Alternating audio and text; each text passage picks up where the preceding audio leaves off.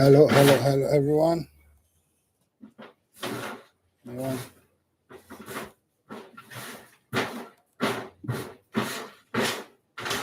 Hello, greetings to everyone. Greetings. If you can see me, hear me, can you give me a see? I've got one person online.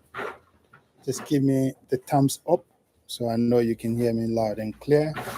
And I'm gonna start streaming in a minute. Just give me the thumbs up so I know you can hear me. Okay. Just waiting for. Oh, I've got thumbs up. That's nice. Okay, greetings. Sunday afternoon. We are at the farm today for the second time just to have a little chat. I'm going to make the talking very quick and take you around, and then I'm more interested in more questions like the thought process of what we are doing at Rabito Famino, so that we will be able to I'll be able to explain to you my thought process, why I'm doing this, and the idea behind the whole thing. So let me quickly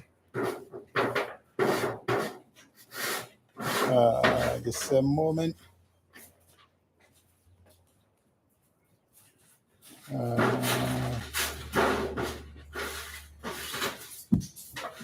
So the topic today is why I chose the New Zealand breed of rabbit as my go-to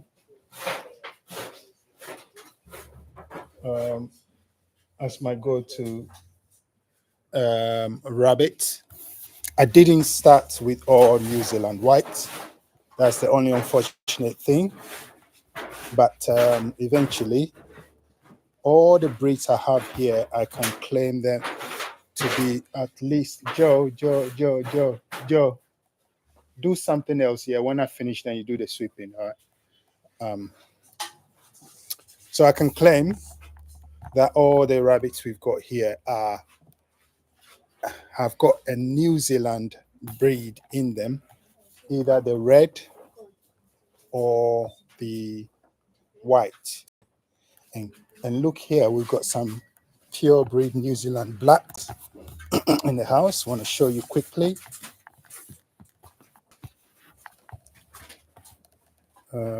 Excuse me, the camera. So you see them.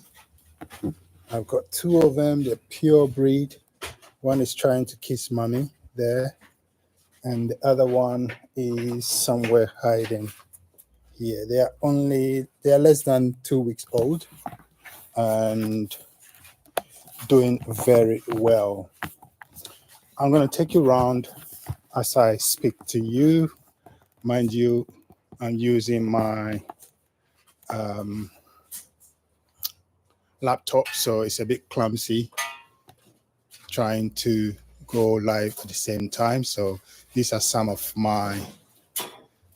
our rabbits. These are the outgrowers. They are the top tier of the farm. So these are the top tier. This is the middle tier, which is full of mummies and babies.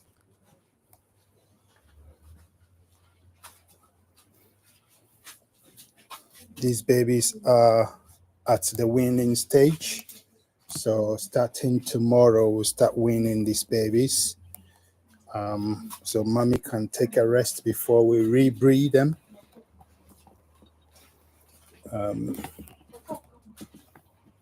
So a quick farm walk around. This unit is the middle unit is full of resting mummies and babies. Look how beautiful that is. And they are all doing wonderful.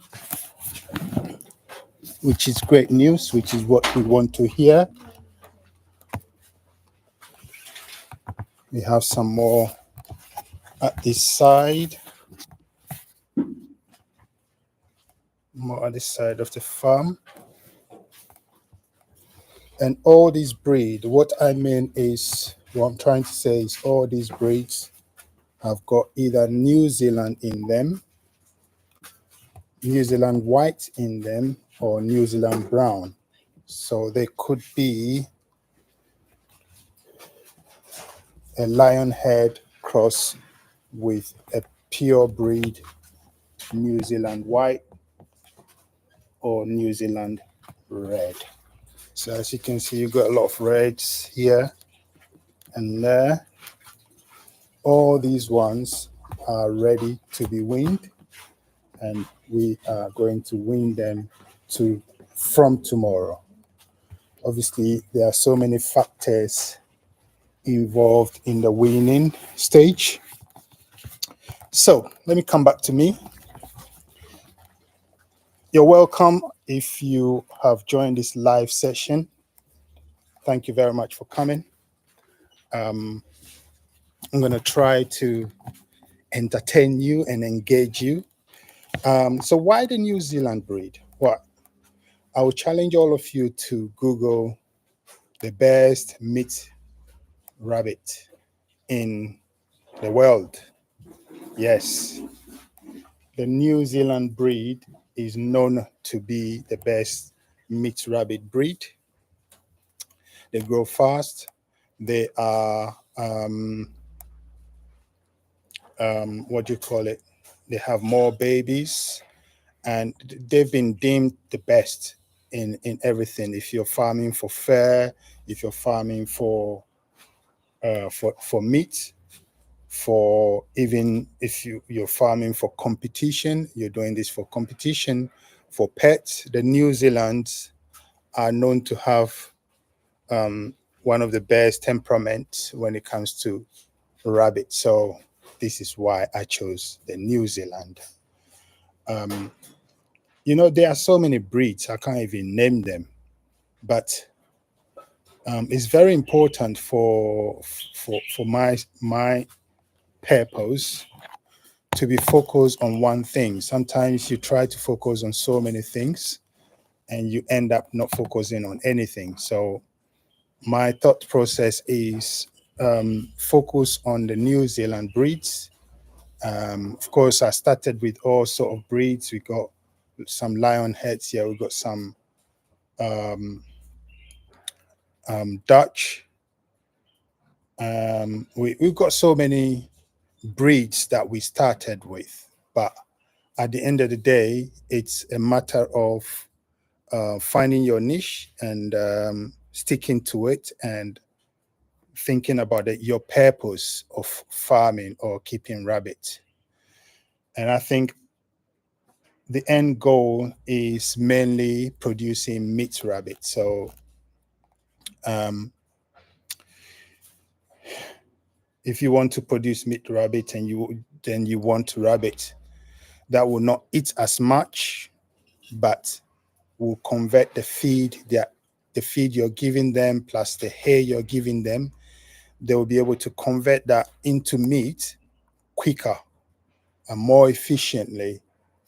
And therefore, I believe if you focus on one, it's going to help you rather than trying to focus on so many at the same time. And this is the reason why I have chosen the New Zealand. Mind you, the New Zealand alone we've got New Zealand white, we've got a New Zealand red, we have the New Zealand black, we've got the blue now, then we have the broken, like you have different colors of the New Zealand. So just the New Zealand alone, we have four.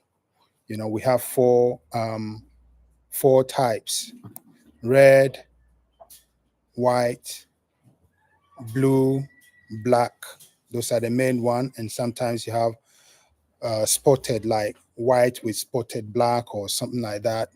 And for me, if you narrow down whatever you're doing is better. Maybe in the future when we have a bigger farm, we'll be able to have a farm with many other breeds. Maybe the other breeds will be there only for maybe show purpose or for education purpose. But for now, we have hybrids of the New Zealand. When I say New Zealand, I mean the pure breed New Zealand. So let me show you here. What we've got here is a main New Zealand red breed right there. And that is a buck, almost a year old. Then we have the New Zealand white right there. Sorry, I'm blocking the camera. Right there, let me open the cage so I can show you.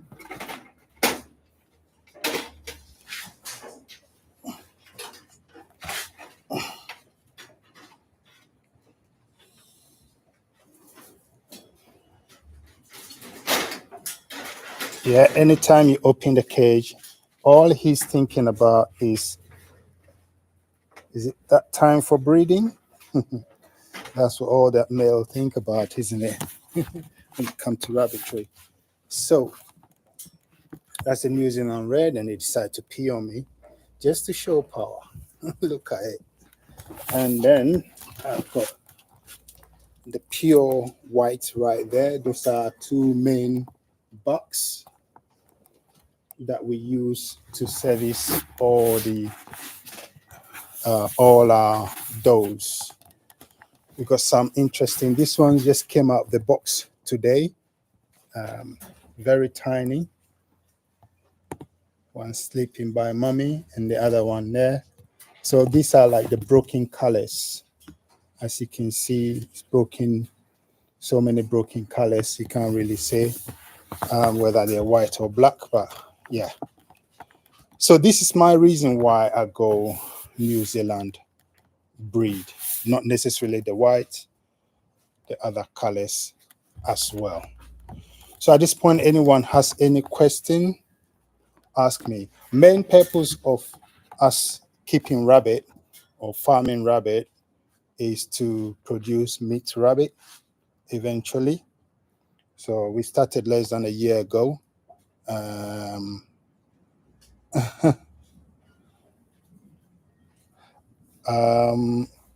I've got a question from Santiago Nunes. Oh, very nice. Thank you. Thank you. 100% very nice. Yeah. No, not all the New Zealand white. Not all the New Zealands are white. So the original New Zealand are the brown ones, which is this one. The browns are the originals, and then the whites were formed. What do you want? Do you want to come in the video? Kiss yourself? Very curious. Yeah. So we've got the red to be the first New Zealand, and then you have the white that was followed, and then you have the black, and then the blue, and then the broken. So yes, it's not just one, but they all get big. They all get big, and oh, sorry, I took your food since morning, didn't I? I forgot to put it back. Sorry. Can I get some water in here, please, for this one?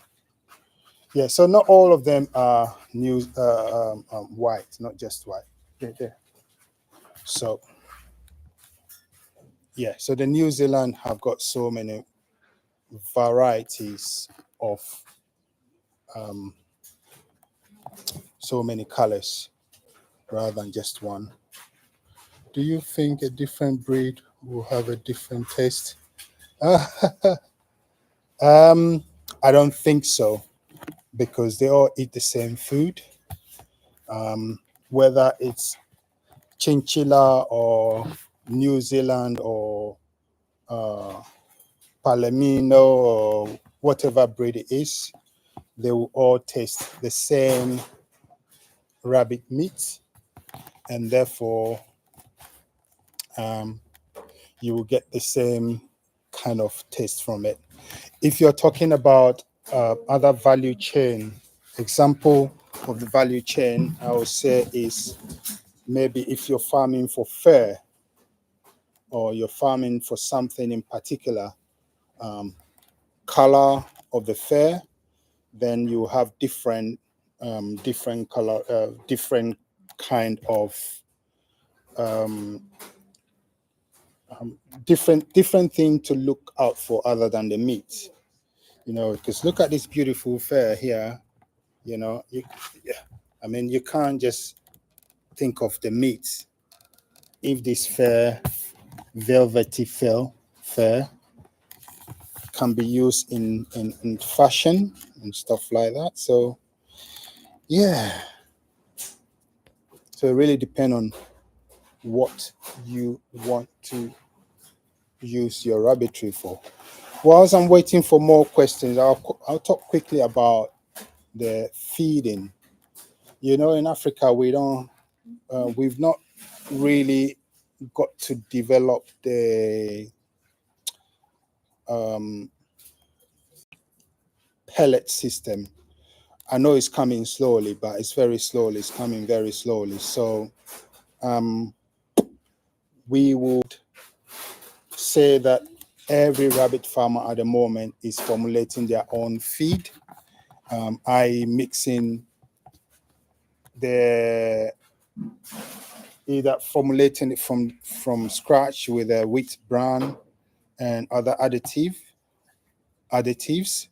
or using the already formulated poultry feed and then using that as the base and some wheat bran, and then put their own additives.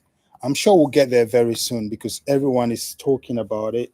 So it's getting serious. One person will just probably arrest the situation and bring a formulated pellets into the system that will help all of us, hopefully, to have proper feed for our rabbits. But whatever formulation you have, you first have to think about the nutritional value. So even if you're using poultry feed, whether you're using grower mash or layer mash, you have to look at the content of this product, and think about the rabbit digestive system, because their digestive system is not the same as the poultry, and therefore if you just give them the poultry food, they will adapt, but might pose some problems. That's why we have in our farm we have devised a plan of feeding them, or making sure that we feed them both the formulated feed and then the grass. We have toiled with the formulated feed for a long time, and we're getting there. We've not got it 100%, but we have stabilized what we are feeding them. We're checking the weights, and we think they are gaining weight gradually. They are not, extremely big or fat.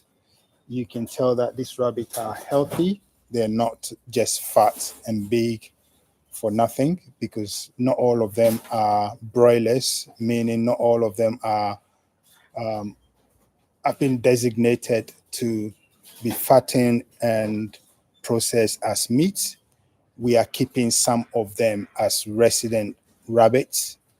Does that make sense? As our breeding stock, that's the right word. We're keeping some of them as our breeding stock. And when you're keeping breeding stock, it means you have to make sure that you don't get them too fat, because when they are too fat, you have other problems, reproduction problems, like the males. When they are too big, they can't even perform. And the females as well, when they are too fat, you realize that they become slow and they can't even conceive. So it's important for us to strike the balance.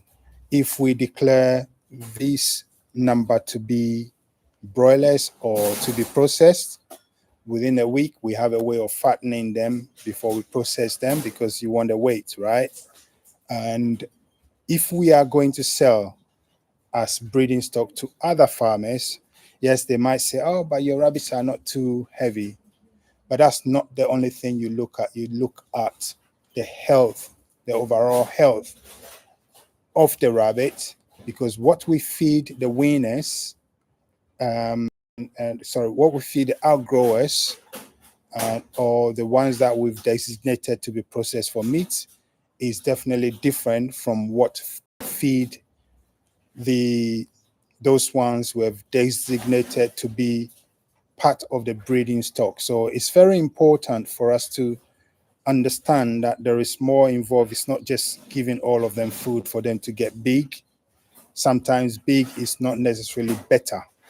So as a breeder, you're looking at what you're going to feed your. Let's talk about pets. So if you want to get rabbit as just pets, you still have to think about what to feed them. People, I've seen several times on YouTube and other short video, people feeding rabbits all sort of fruits and stuff. It's all well and good, but it has to be very, very small, minimal, because the sugar content will not do any good to the rabbit. So again, if you have a rabbit that you're keeping as a pet, you still have to feed them like a breeding stock, not too much of certain things. Make sure they have as much fiber content in whatever you feed them as possible. Otherwise, it's just gonna, you know, they're gonna be, they're gonna have issues with obesity, with other digestive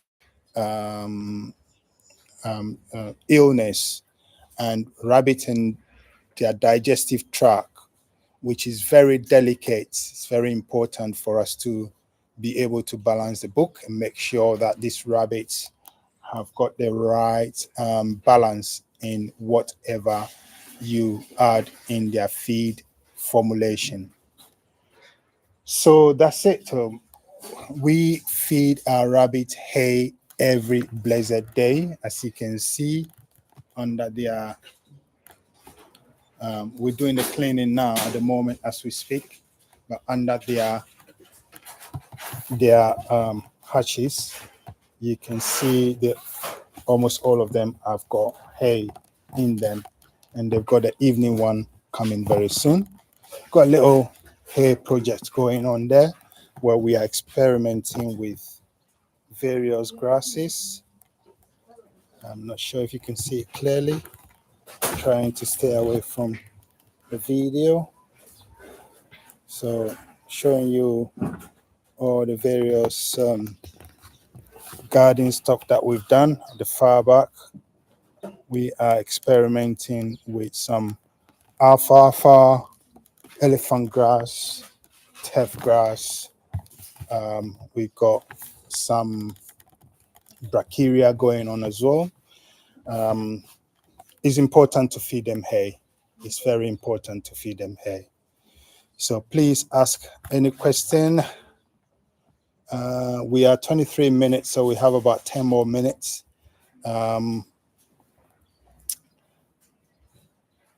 Different breeds may have different texture based on age and feeding by, they are all tasty rabbits. Okay, thank you very much, LeBlancs. I don't know. But I believe what you're saying is true. But I've not experienced it. But even if there will be different, I'm sure there will be.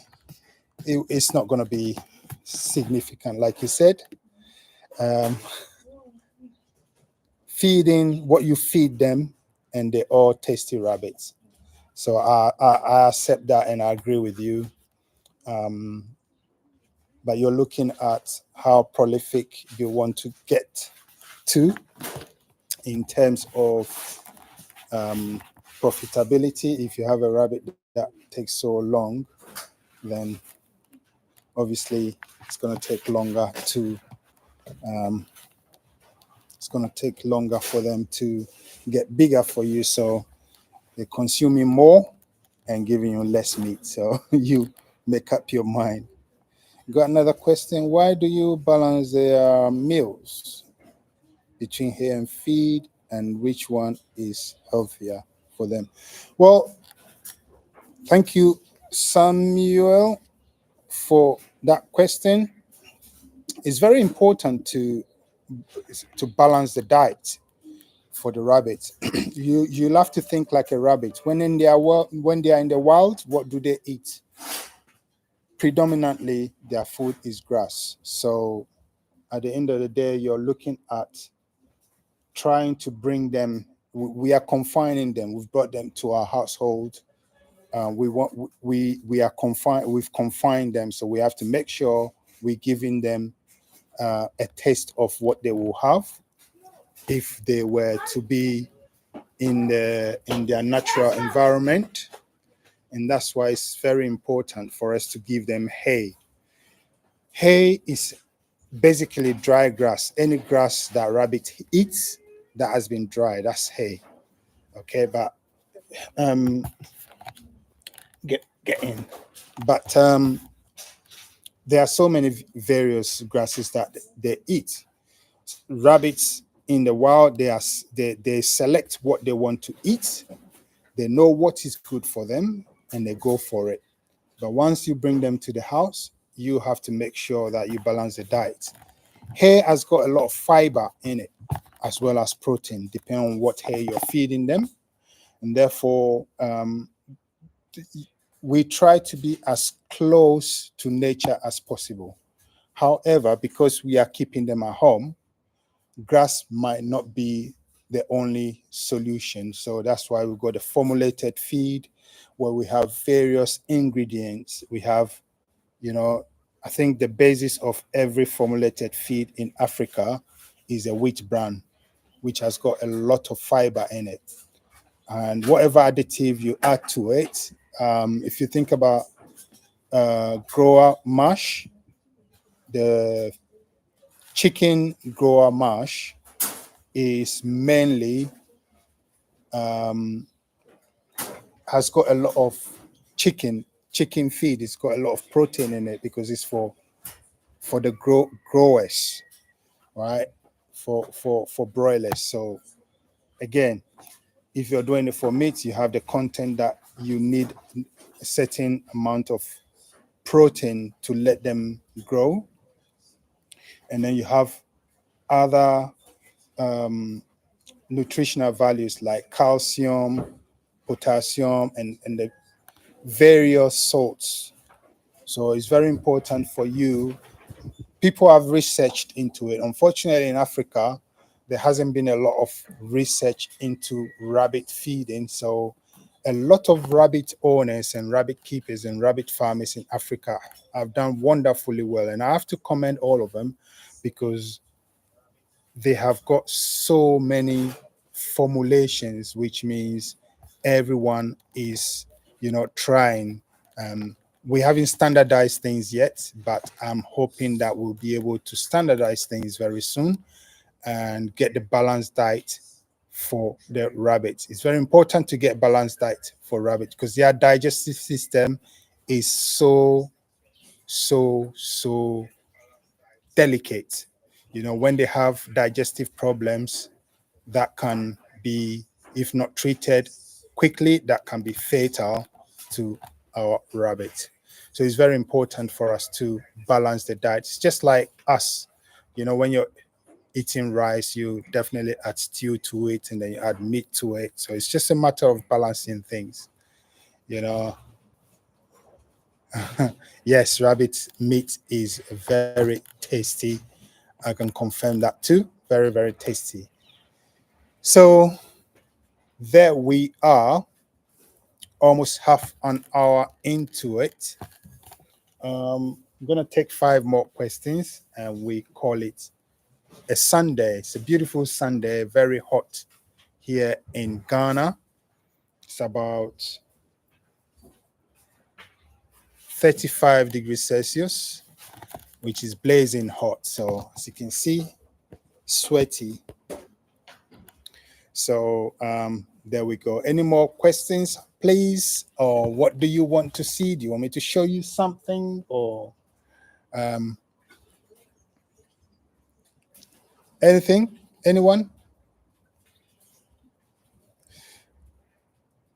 So far has been good. We've had a lot of response. We have 6 people watching, which is good, given that it's our second live session. So I really appreciate everyone coming. LeBlancs. The question is, have you suffered any sterility, high temperatures? The answer is maybe yes, but we don't do any breeding during the afternoon hot period. So we mainly keep breeding box at the bottom of the tiers, so they are no closer to the roof. So you can say they are the coolest. And because of the layout of our farm, as you can see, is free airflow. They are pretty much cool at the bottom here. All these guys are box. And this one want to say hello to you. That's the pure breed New Zealand red. Now he doesn't want to say hello anymore. They are cool.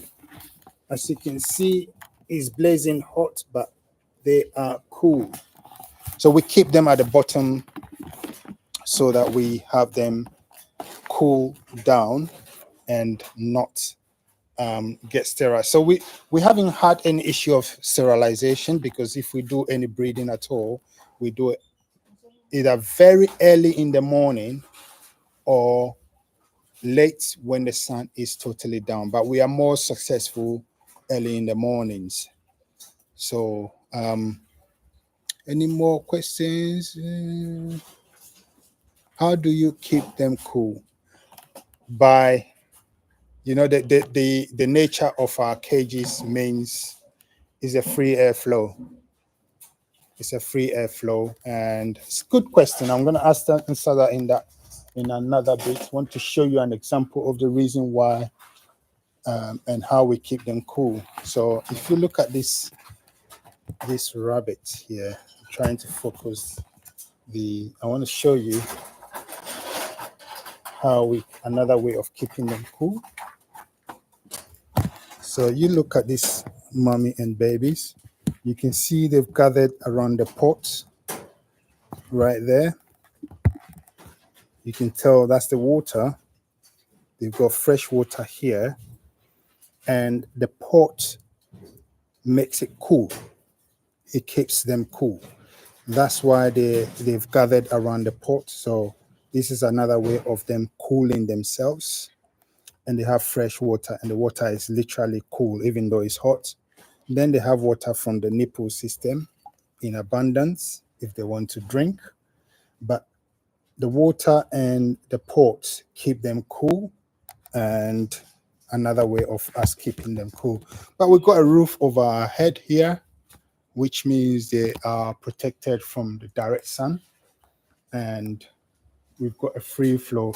It's breezy, so they are having free flow. Remember, rabbits don't have any sweat glands, so the heat is not good for them. In Africa, we don't have to worry about the cold. We worry about the heat.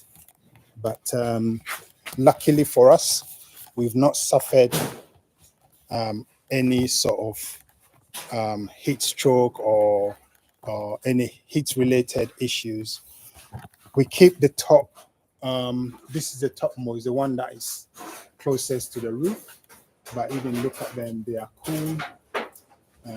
It's cool and breezy inside there. We're thinking of covering some sides. For example, this side here, I'm gonna put some mats on it wooden mat on it to make sure the heat don't get us, and probably we'll cover that side as well so that they don't get the direct sunlight from that side.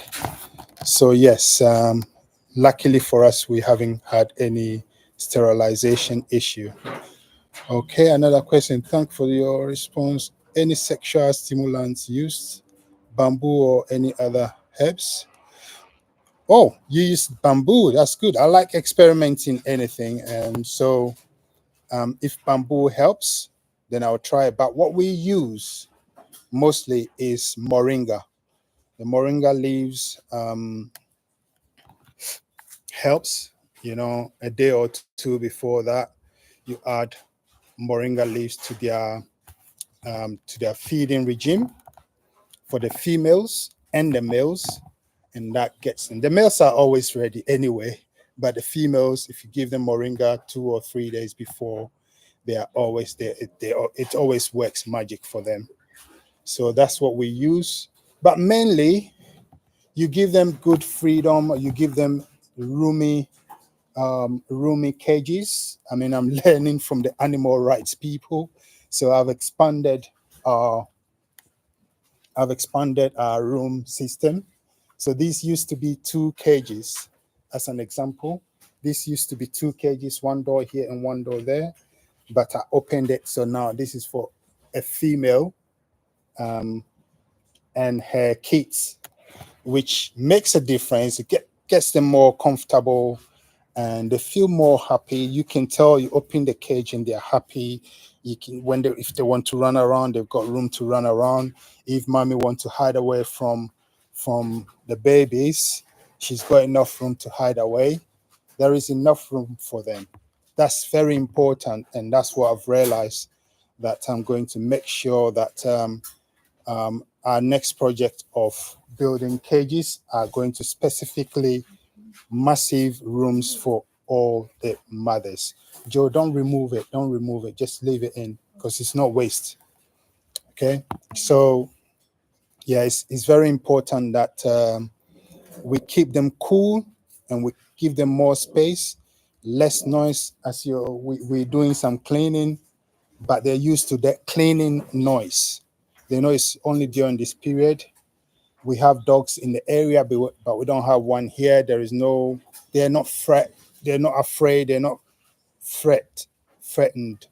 So they are always comfortable and they just they just enjoy the little space, unnatural space. They cohabit, they adapt, and they are happy to my knowledge. Um, Oh, rabbits look very good. Thank you very much. Well, I think they are very good. I think they are very comfortable. In the afternoon, normally, because it's hot, you see all of them just cooling down, just sitting down and chilling. Look at that one drinking water and water dripping from his hand. I don't know why he decided to put his hand in the water, but probably to cool himself down. So, and another question, thank you for, okay, LeBlanc again, air circulation looks very good. Roof structure is high enough. Yes, it's very important to keep them cool. I know in Europe, the problem is the cold, is the opposite in Africa. It's very important for us to create a situation for them where they have a coolness in order for them to thrive. We are located in Ghana, Christopher Poco. We're located in Ghana, Malejo. Ghana, Malejo, off the Dodowa Road. If you want to visit, you'll have to arrange. Our number, I didn't put a number on the screen, but yeah, our number is the Ghana code. Then you'll have to call 0533